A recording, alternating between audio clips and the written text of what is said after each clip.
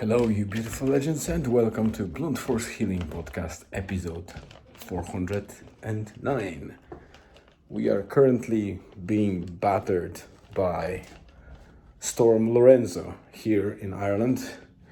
It was a very quiet and sunny morning, pretty much the proverbial calm before the storm, and just about, I would say, noon, the wind started blowing hard and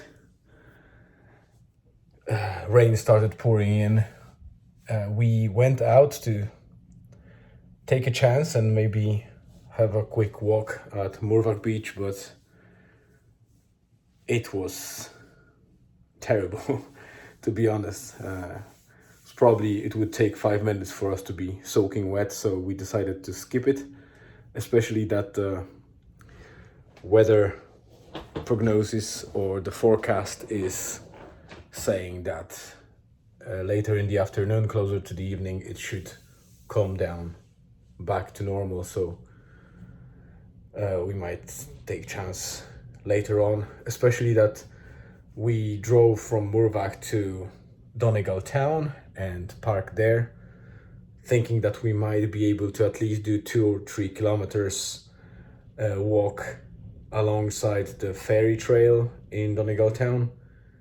But as soon as we went through, I would say first 400 or 500 meters, we realized that it's not only, it will be hard, but it's pretty dangerous because there's a lot of old trees, like old beech trees or oaks, and they have a lot of dry and dead branches.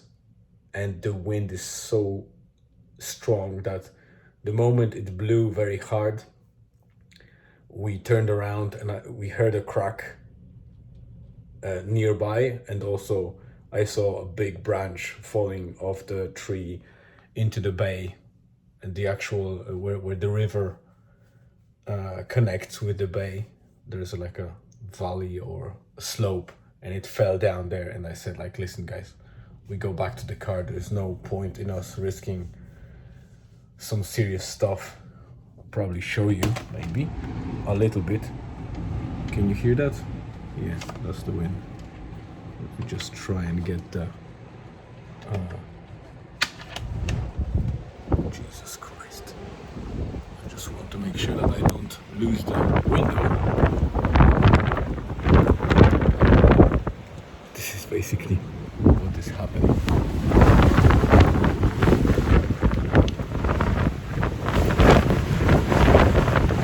Yeah, in a moment I will lose the bloody window, so let me just close. By mistake I turned off the video recording and kept talking after closing the window. So let me just reiterate what did I say. So basically what you've seen is what is happening at the moment. We are in the middle of the Storm Lorenzo. Julian checked that on the weather map, and we are exactly in the middle. So it is meant to be calming down closer to the evening, which is my soccer session with the guys. So fingers crossed I'll be able to play football or soccer around 8 p.m. Now I'm going to prepare for the meeting at work and consume a couple of nice things from Boulangerie, which is a local French shop that sometimes I pick the coffee from, and a couple of pastries. But that's basically it. I'm not sure what else will happen today. It might be a bit boring outside of the storm and soccer thing, but you never know. So this is accidental second segment, I guess, the continuation of the first one. I'll record more soon enough. Again, we are day 409. For those of you that are new to the podcast and to the blog, to the project itself, it means that 409 days streak is ongoing. So from the very beginning, where I started blogging every day and recording the podcast every day, it's unbroken streak of 409 days, which I'm very proud about. And also, I really am happy to have, many people and those hardcore listeners and readers that they actually follow my journey, because that journey is not only mine. I do it for accountability and spreading some messages from time to time to the world.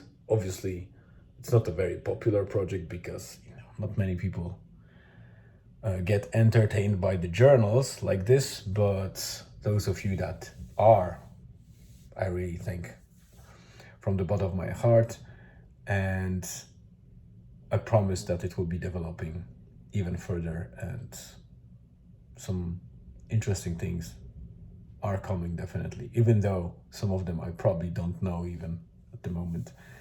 So one more thing actually, or two more things. One update is basically to remind those of you that are following the journey and those of you that are new to be aware of.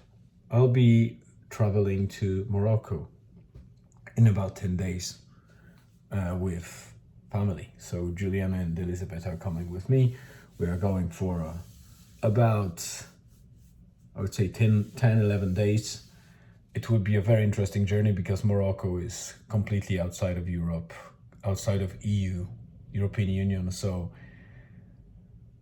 plenty of differences and things to plan for, including having continuous access to cash is important, because cash is king, not only in the Western world, but there especially. Some of the cards might not work, or basically there might be no card payments in many places, so you need to have cash with you. It's a different culture. It's a pretty much Muslim country, so religion is very important, and the traditions and kind of culture is built around that religion. So coming from different religion and different cultures, be it Christian or anything else really, even atheist, you need to respect the country that you're coming to. So adjustment with the culture will be important. The same comes for driving the roads. This will be interesting experience, and the fact that it's a completely different civilization almost. Well, obviously I'm joking a little bit, but these people live different lives. It's African continent already, and although it was influenced by French and Western culture a lot, because Casablanca and I think not Agadir, Rabat, Fez, all these areas that are northmost, they have many influences, are closer to the, I would say, modernized Western type of culture, while the more you go down south, even Marrakesh and Agadir and anything out around Atlas Mountains is they still have a lot of amenities that are considered, I would say, Western driven, or equivalent to Western type of amenities, but there will be a lot of adjustment needed for us. So I'm researching and reading a lot because I want to be prepared, at least for those things that I can be prepared. There's a lot of unknowns, a lot of things that you can't prepare for, but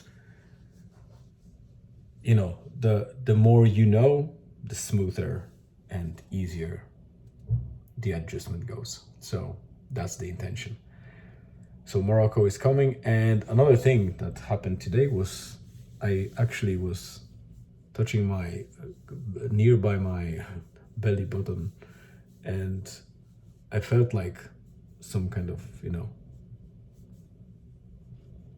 thing in it, and I thought it's just one of those black spots or whatever on my body, but when I looked at it, it was the actual tick.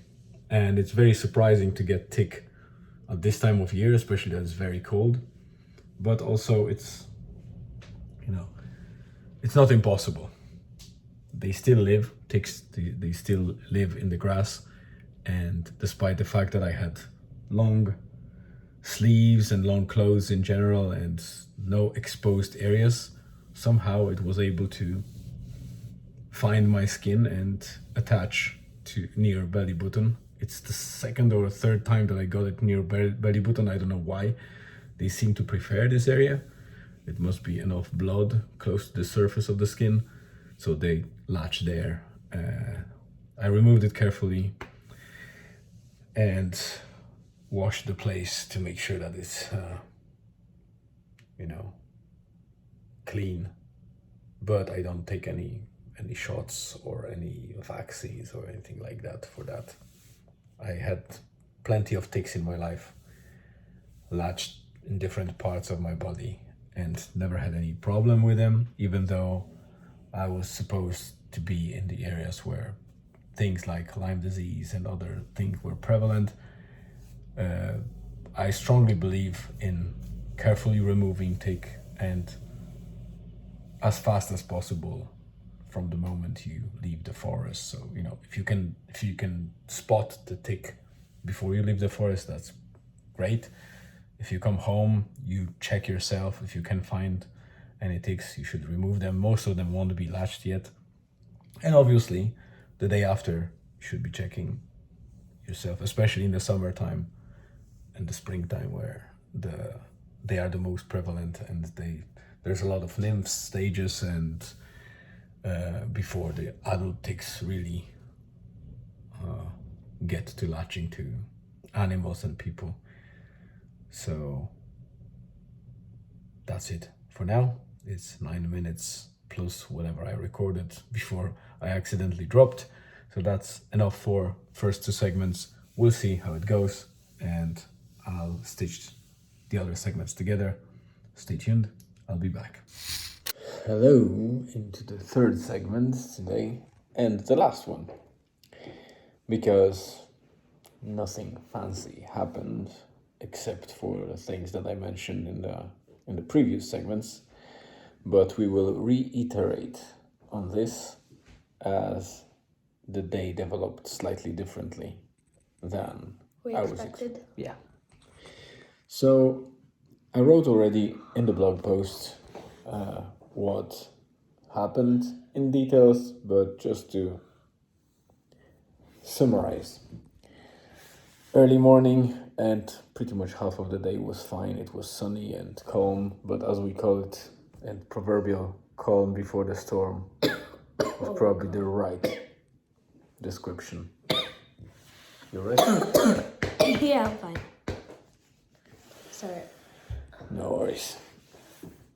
And yeah, so it was a nice start of the day. It was sunny, beautiful. We didn't use that opportunity to do the walk because, sometimes people take it for granted, and this is what we did. We weren't expecting also that the storm is coming towards Ireland, and as we were about to go to Murvagh Beach to get our walk. Well, we did. Yeah. We did go to Murvagh Beach.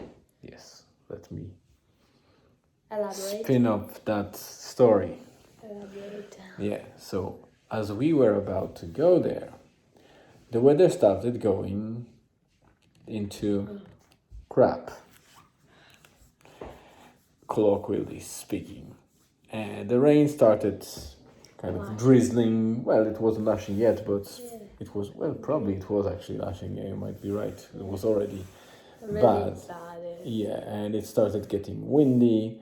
And windier and windier and windier. Yes, but we decided to go to Murvagh because... Anyway. Usually... Because why not? Usually Murvagh has its own microclimate, and sometimes in Donegal it's rainy and gloomy and bad, but we go to Murvagh and it's pretty nice. So we took a chance and drove all the way there. But while it was okay-ish as we arrived, it started going bad. Bad. Yeah, and worse. So the rain started lashing. there was no end to the clouds, and I think And Julian, the you checked. wind, it was literally Yeah, wind was stronger and stronger, and we decided that there's no point because after 5 minutes of walking, we would be soaking wet. soaked, yeah. So I think you checked that there's a storm coming, and that we were in the middle Yep. of the storm on the map. So yeah, the storm Ciaran or Ciaran, because there's a accent on the second A, so I think it's with longer A there, is what is coming and brushing against Ireland. Yeah, because they say that it will be worse in the UK, and UK will get the most hit, and they expect about 2 or 3 days. So they close some schools, etc. So why don't we get well, you have close to that anyway. yeah. Julian is not going to school anyway because it's a midterm break. So this week he's free of school anyway. I'm kind of surprised that they are not. So it's like UK have still schools. So Yeah. yeah, it seems like why do they close schools if there should be midterm? I don't know. Maybe it's about the other schools, like I don't know, maybe colleges or things like that. Maybe. I don't know. So we decided to not get out at Mormac Beach car park, but just drive back to Donegal and go to Ferry Walk. Yeah, that's like a small trail. The river walk, yeah. But it turned out to be even a worse idea. Yeah, because while in theory that the big old trees were protecting from the wind and the rain, they had a lot of dead branches, and they were literally deadly. Yeah, they were cracking. You could hear that. Me and Mommy went out the car first. My dad went to get coffee, I think. Did you? Yeah. Yeah. And then we went for a couple of, meters, like 500 meters. It was beautiful. The leaves were on the ground, and it was so windy, and you could see the river going mad. And then when we came across a bend, we could see the open ocean. We thought it would be too dangerous to go on, so we just turned back. It was so windy that we got scared. Yeah.